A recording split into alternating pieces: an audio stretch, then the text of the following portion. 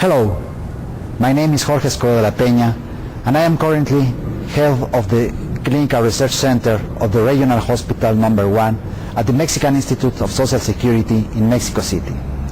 We will be talking in the next minutes about our coming article to be published in the January 2010 issue of Mayo Clinic Proceedings.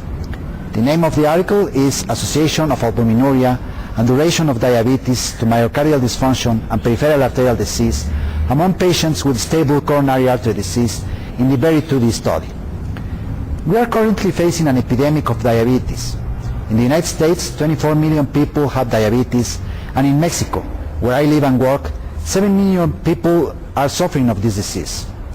At least 65% of people with diabetes die of heart disease or stroke, and heart disease death rates among people with diabetes are 2 to 4 times higher than rates among adults without diabetes. It's important thus to identify better treatment strategies for patients with type 2 diabetes and heart disease, as well as to identify risk factors related to the severity and extent of coronary artery disease in these patients. The Bypass Angioplasty Revascularization Investigation 2D, BERI-2D, is a multi-center randomized trial investigating the best treatment for patients with type 2 diabetes and coronary artery disease. We are presenting in this article an analysis of the baseline clinical data of the patients randomized to this clinical trial. The main objective was to identify clinical risk factors that may be associated with the anatomical and physiological extent and the severity of coronary artery disease, as well as with the occurrence of peripheral arterial disease. The BERI-2D included 2,368 patients enrolled at 49 clinical sites in the United States, Canada, Brazil, Mexico, the Czech Republic, and Austria. We found that the longer duration of diabetes and the presence of albuminuria were associated with peripheral arterial disease.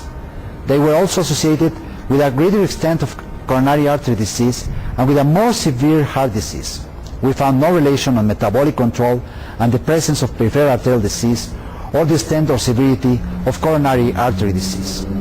This lack of association may reflect the weaker influence of hyperglycemia relative to lipid level and blood pressure control on cardiovascular disease as suggested in other trials. Nevertheless, a strong correlation was observed between metabolic control and the presence of albuminuria. However, findings relate to clinical practice. Cardiovascular disease is by far the most common and severe complication of type 2 diabetes. Patients with diabetes are at a significant increased risk of coronary artery disease, stroke, and peripheral arterial disease. This article supports scientific evidence that longer duration of diabetes increases the risk of peripheral arterial disease and further deterioration of myocardial function. Our findings confirm the well-described association of albuminuria with further cardiovascular events, cardiac death, or non-fatal myocardial infarction. Of note is the finding that the HbA1c values significantly correlated with the severity of albuminuria. Proteinuria reflects years of poor glycemic control. The correlation of the duration of diabetes and the presence of albuminuria is in agreement with the known relationship between microvascular complications and the duration of diabetes. The presence of proteinuria is thus a marker of both coronary artery disease and peripheral arterial disease. Patients should be aware that the longer duration of diabetes increases their risk of cardiovascular complications. Albuminuria should be regarded as an important marker of the extent and severity of coronary artery disease, as well as of the occurrence of peripheral arterial disease. Albuminuria is highly correlated to metabolic control.